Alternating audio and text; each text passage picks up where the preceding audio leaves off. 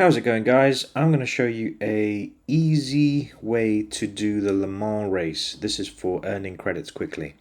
It involves the Mazda 787B. You can get that in the Legend cars. It comes up every now and again.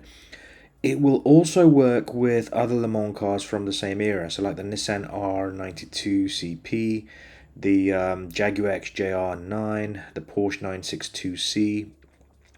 These are the ones I've tried. The Jaguar was actually my favorite before I bought the Mazda. So, let me take you through what you need to buy for the car. In the sports section of the store here, you don't need anything. In the club sports, make sure you've got the restrictor and the ballast, the fully customizable computer and the LSD, and also the I did a brake upgrade and a silencer and a suspension and a brake controller and the fully customizable transmission, although I didn't really use that, to be honest. And the key thing here is the intermediate tires. You can buy the wets as well, then we're not going to be using them. If we go over to the settings for the car, I'll show you how to run this. So key thing, intermediate tires, and this car is actually very powerful, so we have to detune it quite a lot.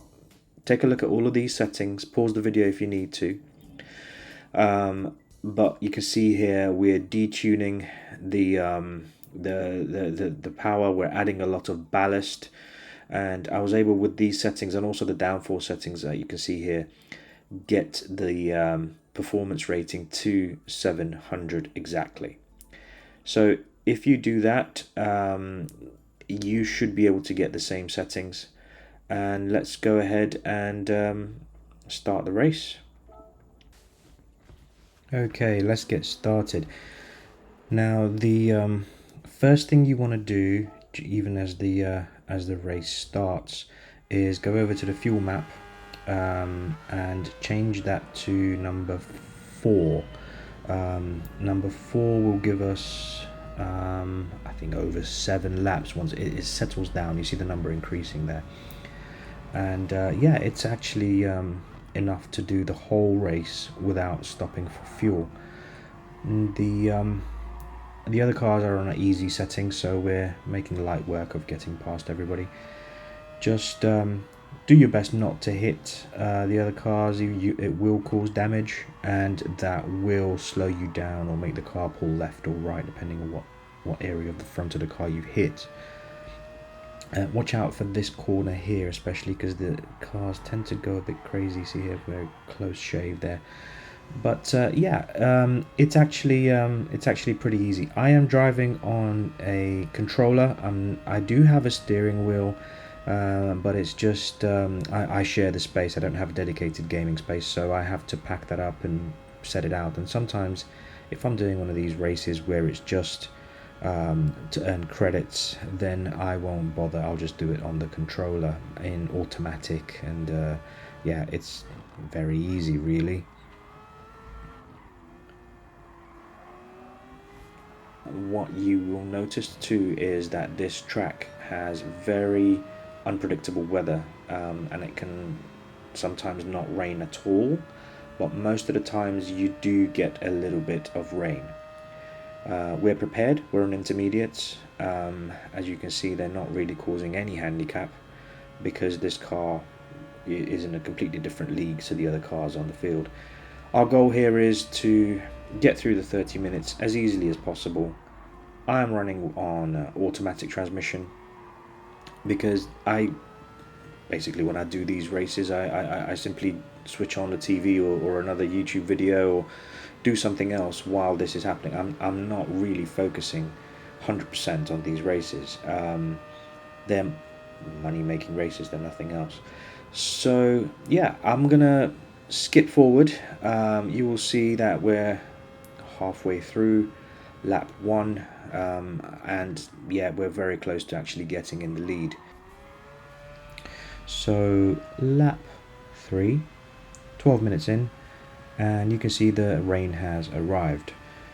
Now in actual fact, I am quite happy when it rains, because it usually means that the other cars will end up going much slower and making extra pit stops for tyres. This means that we can extend the gap. Remember, we don't have to stop. We're already on intermediates, and you can see me crashing into the barrier, and so I'm really making an absolute mess of this lap. You do not have to be a good driver. In fact, I am a terrible driver when it comes to these games. So the point I'm making, don't worry about crashing, don't worry about penalties. You can see I have a penalty already for clipping a corner. Just focus on getting it round. Now, the other cars will also be having an extremely tough time off the wet track. They will most likely be pitting at the next pit stop, and that will obviously help us to increase our lead. You can see already we're starting lap 4. The lead is 1.5 minutes approximately,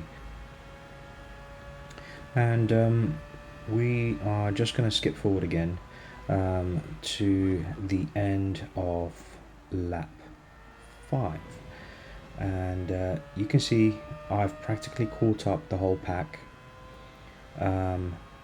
They are actually pitting. The track is beginning to dry, so luckily for me, I get to pass all the way up to P6. As you can see there on the left, they're in the pit stop. So I guess that's a lucky break, getting past 15 odd cars. And up ahead of me on the track is P5. Still a bit slippery, but you can see that the weather is passing, and we should have some dry weather ahead, and it does really dry out quickly. This interesting thing here is when it does rain and the other cars run so slowly, notice the gap I have at the moment, 3 minutes 52. That is actually a significant gap that will allow me not to do another lap beyond this, although there are still 6.5 minutes of this race left. What do I mean? It means we can park up just before the finish line, and there is a sufficient gap behind us that we can wait for the timer to run out and then cross the line as soon as we've hit 30 minutes. What's the point of that? Quite simply because if you do go around for another lap, you will be actually not making it back right on the 30 minutes. You'll be racing for another minute or so. So it saves you a little bit of time, and that's what the point of this is.